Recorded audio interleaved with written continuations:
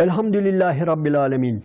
Ve salatu ve selamu ala Resulina Muhammedin ve ala alihi ve ashabihi ecmain. Allah'ın selamı, rahmeti, bereketi üzerinize olsun aziz ve muhterem kardeşlerim. Nebe suresi, Amme suresi üzerinde sohbet ediyor idik ve bir ders yapmıştık. Ve o ilk derste kıyametin kopuşundan, ölümden bahsetmiştik. Allahu Teala o ilk 5 ayeti kerimede müşriklerin bu konuda ihtilafa düştüklerini ama gündemlerine aldıklarını belirtmişti. Bu konuda birbirleriyle soruşturduklarını ve bu konudaki görüşlerini ortaya koyduklarını söylemiştik. Aziz ve muhterem izleyenlerim, kaldığımız yerden devam edelim. Allah-u Teala bize kıyametimizi, dirilişimizi hatırlatıyor ve buna inanmamız için ipuçları veriyor. Bundan sonraki ayet-i kerimeler, yani bakınız ey insanlar, seyredin. Yani şunları yapan Allah sizi diriltemez mi? Evet, onları sayıyor. Neler yapmış Allahu Teala? Yani kıyametin kopacağına neleri delil getiriyor? Dikkat ediniz. Bismillahirrahmanirrahim. Elem nec'alil arda mihada. Muhterem izleyenler, buyuruyor ki Allahu Teala, biz diyor elem nec'alil arda mihada. Biz yeryüzünü yani beşik yapmadık mı? Döşek yapmadık mı? İkisi de iki anlamada geliyor. Beşik de, döşek de yatmak için, özellikle bir çocuğun rahatça uyuyabilmesi için önceden dizayn edilmiş, hazırlanmış bir kurgudur, bir yapıdır, öyle değil mi? Ve Allah-u Teala buyuruyor ki, yani bir insan, yani dikkat ediniz, bütün insanlar önce üzerinde gezdiği, yürüdüğü toprağa şahitlik ediyor. Öyle değil mi? Burası çok önemli. Yani Allah-u Teala bize öyle deliller veriyor ki kıyamet günü kimse itiraz edemez. Yok ya Rabbi, ben öyle bir şey görmedim falan diyecek kim var? Herkesin çiğnediği dünyayı kendisine delil getiriyor. Bakın hele şu bastığımız toprağa, yürüdüğümüz toprağa, Tebareke'de söylediği gibi omuzlarında gezdiğiniz şu yeryüzüne bir bakın hele. Nedir? Biz onu beşik gibi hazırlamadık mı? Yani tesadüf mü? Bakın hele tam size göre dağlarına bakın, ovalarına bakın, derelerine bakın, geçitlerine bakın. Aynen bir çocuğa annesinin hazırladığı beşik gibi, döşek gibi tam ona göre hazırlanmış. Öyle değil mi? Bakın hele şu yeryüzüne. Yani tam sizi misafir etmek için hazırlanmış, öyle değil mi? Yani tesadüf mü burada bulunmanız? Yani bu ovalar, dağlar, geçitler. Yani şöyle bir bakın dünyaya. Bağları, bahçeleri, o yiyecekleri falan daha ayrı geliyor da en azından dünyanın hazırlanışına bir bakın hele. Yani benim kullarım gelecek buraya diye Allah-u Teala önceden dizayn etmiş, öyle değil mi? Ben burada insan yaratacağım, ben burada halife yaratacağım diye Allah-u Teala önceden dizayn edilmiş. Bunu görmek lazım. Eğer bunu görüyorsak bu bize Allah'ı hatırlatması lazım. Ve bunu Allah'ı hatırlatmak da sadece aklımızdan geçirmekte. Bunu, bu yeryüzünü, bu dağları, bu taşları, bu ovaları, bu geçitleri, bu vadileri bana hazırlayan Rabbimdir diye dilimizle de söylemeliyiz, telaffuz etmeliyiz, kabullenmeliyiz bunu. Zaten ikra'dan maksat da budur Elem nec'alil arda mihada. Evet, müthiş bir ayeti kerime. Biz yeryüzünü, arzı, yani bir beşik gibi hazırlamadık mı? Bir döşek yapmadık mı altınıza? Bir baksanıza, elem nec'alil arda mihada vel cibale evtada. Yeryüzüne bakın ama bir de dağlara ayrıca bakın. Şu dağlara ayrıca bakın. Nasıl oturtulmuş, nasıl böyle kazıklar gibi, özellikle sağlam tutması için. Yani yeryüzünü sağlam tutması için şu oturtulan dağlara bir baksanıza, aziz ve muhterem izleyenlerim. Yani dağlar üzerinde yani çok çok konuşulabilir. Zaten Allah-u Teala da kitabının birçok yerinde dağları söz konusu ediyor. Dağları yani sağlam kazıklar gibi yeryüzünün üzerine yerleştirdiğini, bizim için yerleştirdiğini. Buraya kullarım gelecek. Ben buraya misafir alacağım. Ben buraya misafir yaratacağım. Ben buraya halife göndereceğim diye. Evet, dağlar öylesine yeryüzünün yani lüzumlu, yani öylesine yani gerçekten kesinlikle lazım olan yani yeryüzünün parçalarıdır. Olmadığı takdirde yeryüzünde yaşanmazsa, yani eğer dağlar olmasa kesinlikle yeryüzü yaşanacak bir yer olmaz. Yani artık bunu okuyun, coğrafyadan okuyun, tabiat bilgisinden okuyun, başka yerlerden okuyun. Yağmuru çekmesini, suları depo etmesini, yeryüzünde sarsılmayı önlemesi biz sayamayız. Bu uzun gider. Yani o zaman Kur'an'dan uzaklaşırız biraz. Sanki ders başka bir dersmiş gibi olur. Ama Allah-u Teala Rabbimiz bu dağ meselesini Kur'an-ı Kerim'in sayısız yerinde ortaya getiriyor. Ben dağları oturttum.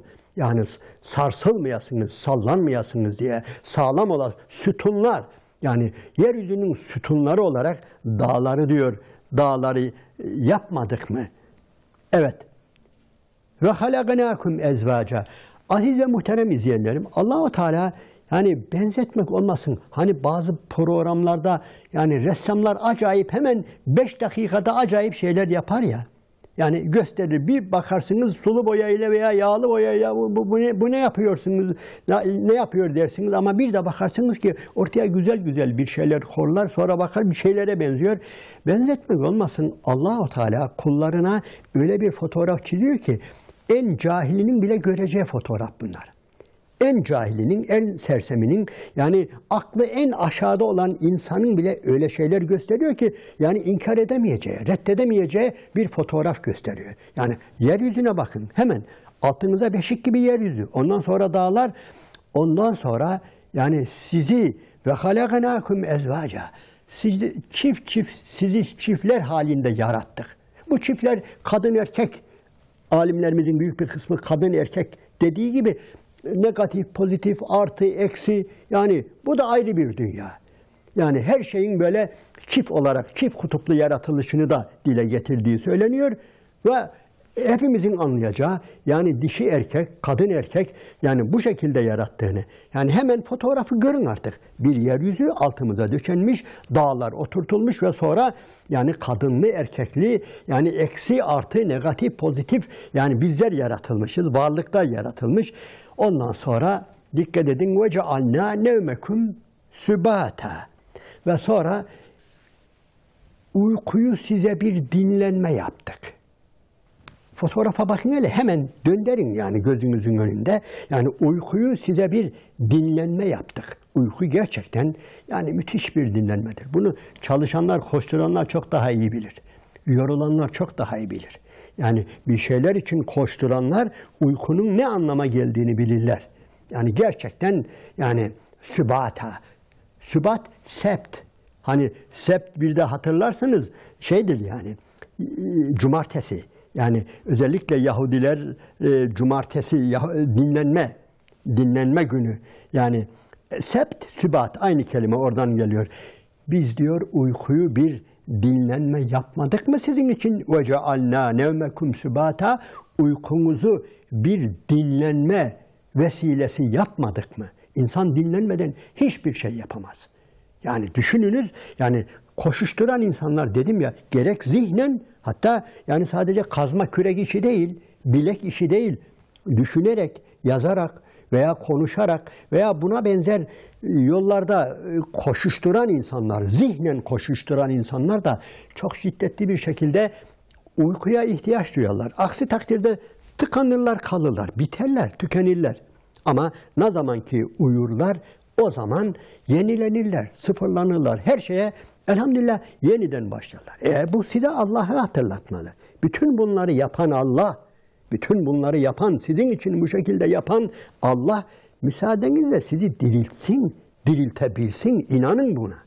Niye inanmıyorsunuz ki? Niye kendi aranızda ihtilaf ediyorsunuz ki? Kıyamet kopacak mı, kopmayacak mı, dirilecek miyiz? Haşa bizi diriltir mi, diriltemez mi?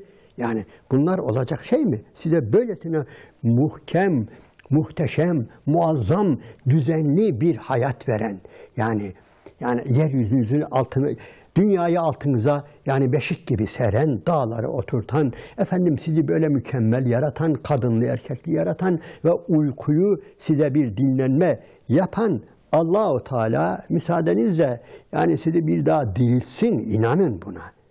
Ve bunu unutmayın. Evet. Ve cealna nevmekum sübata.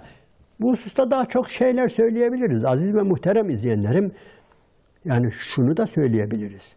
Yani gerçekten gece gelecek zaten. Ve cealnel leyle libasa. Yani geceyi üzerinize bir örtü, bir elbise yapmadık mı? Yani ne muhteşem bir söz. Yani açıklayın, açıklayabildiğiniz kadar açıklayın. Buradan şunu da söyleyebiliriz. Yani insanlar olarak aslında doğru dürüst bir hayat yaşamalıyız. Yani uyuyacaksak gece uyumalıyız. Yani bu vardiyalar aslında var ya yanlış şeylerdir. Hani bazıları gündüz çalışıyor, gündüz uyuyorlar, gece çalışıyorlar. Bunlar insanın fıtratına aykırıdır. İnsanın tabiatına aykırıdır. Uzun müddet böyle hayat yaşayanlar yani düzenleri, ahenkleri bozulur. Allah-u Teala gece için uykuyu yaratmış ve geceyi elbise gibi üzerimize örtü vermiş. Yani birçok anlamı var. Sadece yani uyku karanlıkta olmalıdır aslında. Yani gece lambaları falan ayrı şeydir ama ayrı bir konu gibi de gece lambaları falan bile bir insanın uyuduğu yerde hiçbir ışık bulunmamalıdır. Biz bunu buralardan çıkarıyoruz ve son zamanda ciddi alimler, kesin bilim adamları da bunu söylüyor. Işıkta uyunmamalıdır. Bir insan uyurken ışığa maruz kalmamalıdır. Gündüz de fazla uyumamalıdır veya gündüz bile bir karanlık yere çekilmelidir anlamını da çıkarabiliriz burada. Ama gece, yani gece örtüyor. Dünyayı örtüyor. Her şeyi örtüyor. Yani bu da Allah-u Teala'nın ayrı bir lütfu ve ihsanıdır. Gecenin bir elbise olarak tabii insanların gözüne göre, insanların basiretine göre gece bir elbisedir. Allah-u Teala geceyi bir libas, bir örtü, bir elbise olarak yaratmıştır ki bu da gerçekten yani ayrı bir nimettir. Gece apayrı bir olaydır, apayrı bir nimettir.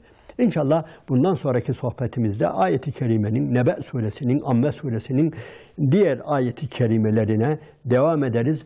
Allah'ın selamı, rahmeti, bereketi üzerinize olsun aziz ve muhterem izleyenlerim.